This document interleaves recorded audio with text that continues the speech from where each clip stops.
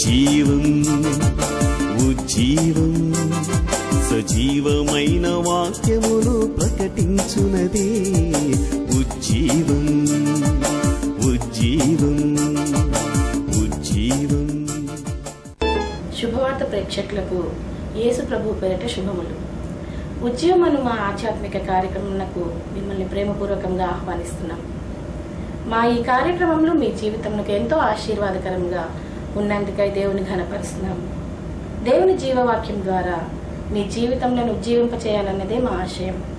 ఎప్పటికప్పుడు మీ యొక్క ప్రార్థన అవసరతలను మాకు తెలియజేయుచున్నందుకై మీకు మా హృదయపూర్వక ధన్యవాదాలు. మీ కొరకై మా ప్రార్థనా యోధులు నిరంతరము ప్రార్థిస్తున్నారు. దేవుని వాక్య పరిచర్య నిషేధింపబడిన దేశంలో బ్రదర్ ప్రసాద్ గారు దేవుని వాక్యంను అందిస్తూ అనేక మందికి ఆశీర్వాదకరంగాను దేవునికి మహిమకరంగాను వాడబడుచున్నారు. ఇప్పుడు బ్రదర్ ప్రసాద్ గారిచే దైవ సందేశం విందాము.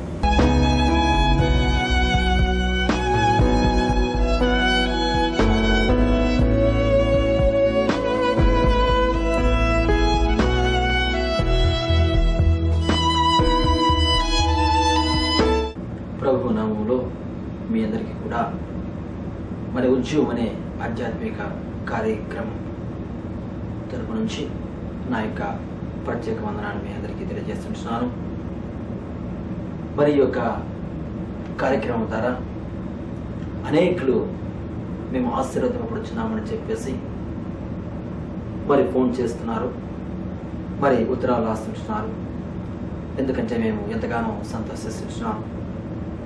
అదేవిధంగా మీ గురించి అనేకులు ప్రార్థన కూడా చేస్తుంటున్నారు. ప్రేమించేవాళ్ళారా, ఈ యొక్క ఉద్యోగం అనే కార్యక్రమం అనేకులు ఈ లోకంలో నశించిపోచున్నారని చెప్పి నశించిపోచున్నటువంటి ఆత్మల కోసం పరిశుద్ధాత్మ యొక్క ప్రేరేపణ బట్టి వారందరూ కూడా పాపంపై విజయం పొందాలని, పడిపోయిన వారిని వాక్యం ద్వారా, సజీవమైన వాక్యం ద్వారా లేవనెత్తాలని మా యొక్క ఉద్దేశం. ప్రియులారా, మరి దేశంలో పరిశుద్ధ గ్రంథములు కూడా మాకు సరైన సమయాలలో దొరికేవి కాదు.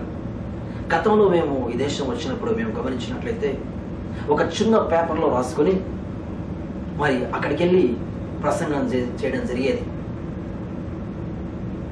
మేము ఈ దేశానికి వచ్చిన సమయంలో ఎయిర్పోర్ట్ ప్రదేశంలోనే ఒకవేళ పరిశుద్ధ గ్రంథం ఉన్నా తీసేసి ఆ యొక్క బుట్టలో పడేసేవారు. మరి మెడలో ఒకవేళ ఎవరైనా క్రాస్ వేసుకుని వస్తే ఆ క్రాస్ను తీసి తెంపేసి పడేసేవారు. వారికి ఇష్టమైతే వదిలిపెట్టేవారు, లేకపోతే వెనక్కి పంపించేవారు. అట్టి స్థితిలో ఉన్న మమ్మల్ని దేవుడు ఈ దేశంలో తన యొక్క ఆత్మ ద్వారా బలపరిచి అనేక ఆత్మలను ఉరికొల్పమని ఆయన మాతో మాట్లాడినాడు. దేవునికి స్తోత్రం. ఈ దేశంలో మేము దేవుని యొక్క సువార్త నిమిత్తం పట్టుబడినప్పుడు వారు చెప్పింది ఏమిటంటే, మమ్మల్ని అనేక విధములుగా హింసించి మీరు ఈ దేశములకు వచ్చింది దేనికి అనగా కేవలము పని చేసుకొని కష్టపడి డబ్బులు సంపాదించుకొని ఇంటికి వెళ్ళడం కొరికే కానీ మీరు మత ప్రచారం చేయడం కాదు అని చెప్పేసి మమ్మల్ని హెచ్చరించడం జరిగింది.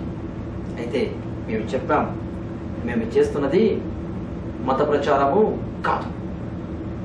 నిజమైన ప్రేమించవాళ్ళరా, ఎందుకంటే దేవుని యొక్క శుభవార్త ఇది మత ప్రచారము కాదండి. యేసు క్రీస్తు ప్రభు యొక్క మార్గము. దేవునికి స్తోత్రములు. క్రైస్తవ్యము మతము కాదు కానీ క్రైస్తవ్యము ఒక మార్గము. అందుకే ఈ యొక్క మార్గాన్ని మేము ఎంచుకున్నాం. దేవుని యొక్క పిలుపును బట్టి ఈ యొక్క సువార్తను అందిస్తున్నాం. అప్పుడు మాకు అనిపించింది, ప్రభువా, ఈ దేశం నుంచే అనేకులకు సువార్త అందించాలి అన్న ఒక తలంపు నాలో వచ్చినప్పుడు ప్రభు సన్నిధిలో ప్రార్థన చేశాను. ప్రభువా, ఏ విధంగా ఈ దేశం నుంచి శుభవార్త అందించాలి అన్నప్పుడు మరి ప్రభు శుభవార్త ఛానల్ ద్వారా అనేక ఛానల్స్ ఉన్నాయి కనుక ఈ దేశం నుంచి శుభవార్త అందించమని ప్రభు యొక్క ప్రేరేపణ బట్టి నాలో ఆయన యొక్క ఆత్మ నన్ను ఉజ్జీవింపచేస్తున్నది కనుక ఉజ్జీవింపబడిన నేను అనేకులకు దేవుని యొక్క వాక్యం ద్వారా ఉజ్జీవపరచాలని మా యొక్క తలంపు కనుక ప్రియులారా, ఈ దేశంలో మా గురించి ప్రార్థన చేయండి, మేము మీ గురించి ప్రార్థన చేస్తాం. మరి ఈనాడు నిత్య జీవము పొందుటకు నేనేమి చేయాలి? క్రీస్తునందు ప్రేమించే వారలారా, ఈరోజు నిత్య జీవము పొందుటకు నేను ఏమి చేయాలి?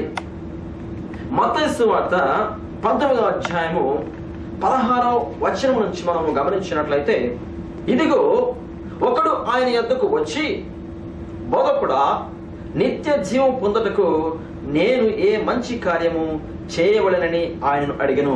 Praise the lord. అవును ప్రియులారా, మనం ఇక్కడ గమనించవలసినటువంటి గొప్ప విషయం ఏమిటంటే, నిత్య జీవం పొందుటకు నేను ఏమి చేయాలి?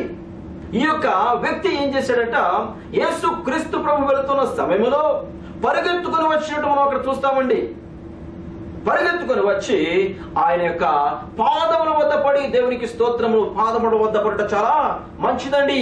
యేసయ్యను ఆశ్రయించడం మంచిది. యేసయ్య పాదముల వద్ద మరి సగలపడి ఆయనకు నమస్కరించుట చాలా మంచిది. అయితే ఈ యొక్క చిన్న వ్యక్తి, ఈ యొక్క యవనస్తుడు, మత్తయి సువార్తలో మరి యవనస్తుడు అని రాయబడుతున్నది, అధికారి అని రాయబడుతున్నది. మార్కు సువార్తలో కూడా యవనస్తుడు ధనము గలవాడని రాయబడుతున్నది. ప్రేమించే వారలారా, మనం గమనించినట్లయితే అతను అధికారి అని కూడా లూకా సువార్తలో రాయబడినదండి.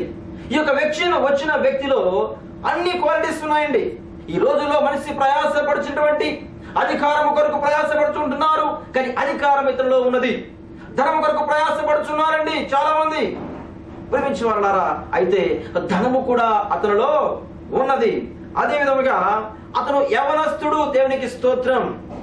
3 చక్కటి క్వాలిటీస్ ఉన్నాయి ఇతనిలో. ధనము ఉంది, అధికారం ఉంది, పైగా చూస్తే యవనస్తుడు. ప్రేమించే వారలారా, ఈ వ్యక్తికి సమస్తము ఉన్నది, కానీ ఈ వ్యక్తిలో ఏమీ లేదు అనగా సంతోషము లేదు. దేవునికి స్తోత్రములు. ఈ వ్యక్తిలో ఏమి లేదండి, సంతోషము లేదు, సమాధానము లేదు. అయితే సమాధానకు కర్త యేసు క్రీస్తు ప్రభు అని చెప్పి, సంతోషాన్ని ఇచ్చేవాడు యేసు క్రీస్తు ప్రభు అని చెప్పి, ఒకవేళ ఆయన తన కృపను ఆశ్రయించినట్లయితే, తన యొక్క పాదముల వద్దకు వచ్చి అడిగినట్లయితే ఆయన నిత్య జీవము దయచేయటకు శక్తిమంతుడని చెప్పేసి యేసు క్రీస్తు ప్రభు వద్ద పాదముల వద్దకు వచ్చి, అయ్యా నిత్య జీవం పొందడానికి నేను ఏమి చేయాలి అని అడిగినట్టు మనం చూస్తున్నాం. ప్రేమించే వారలారా, అవునండి, ఈ రోజుల్లో అనేకులకి సమస్తం ఉంటున్నది, కానీ ఏమి లేదంటే సమాధానము లేదు ప్రియులారా. కారణం ఏమిటంటే, ధనం వలన సమాధానం ఉండదు, అధికారం వలన సమాధానం ఉండదు.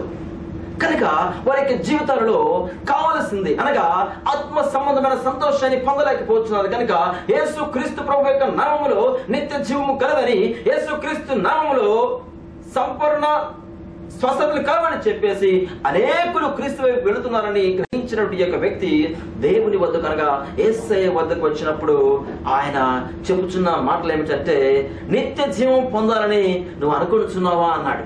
అవునండి, నేను అనుకుంటున్నాను, నాకు నిత్య జీవం కావాలి. ఎందుకంటే నేను నిత్యం జీవించి ఉండాలి. ఎందుకంటే ఈ లోక ధనము కంటే కూడా, ఈ లోకం ఉన్నటువంటి ఆస్తి ఐశ్వర్యం కంటే కూడా నిత్య జీవం చాలా ప్రాముఖ్యమైనది చెప్పేసి నేను ఎరిగి ఉన్నానని చెప్పాడండి. దేవునికి స్తోత్రములు.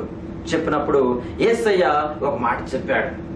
ఆనాడు మోషేకి ఇచ్చినటువంటి 10 ఆజ్ఞల గురించి ఆయన మాట్లాడాడు. ఏమని చెప్పాడంటే, ఏమని చెప్పాడంటే, నరహత్య చేయవద్దన్నాడండి. దేవునికి స్తోత్రములు. వ్యభిచరింపవద్దన్నాడు, దొంగలింపవద్దన్నాడు, అబద్ధ సాక్ష్యం పలకవద్దన్నాడు, తల్లిదండ్రులను సన్మానింపమన్నాడు. చెప్పినప్పుడు ఆయన అన్నాడు, ఇవన్నీ కూడా నేను చేయించున్నాను. మార్కు నేను 10 ఆజ్ఞలను పాటిస్తున్నానండి అని చెప్పాడు. ప్రేమించే వాళ్ళారా, అయితే చివరిగా యేసయ్య చెప్పాడు. ఏం చెప్పాడంటే, నిన్ను వలె నీ పొరుగు వారిని ప్రేమించుమన్నాడు. అంతకుముందు మార్కు సువార్తలో చూడండి ఒక మాట ఏం చెబుతున్నాడో మనం గమనిద్దాం. మార్కు సువార్త 10వ అధ్యాయము, యేసు అతనిని చూసి అతనిని ప్రేమించి, నీకు ఒకటి కొద్దిగా ఉన్నది కనుక నీవు వెళ్ళి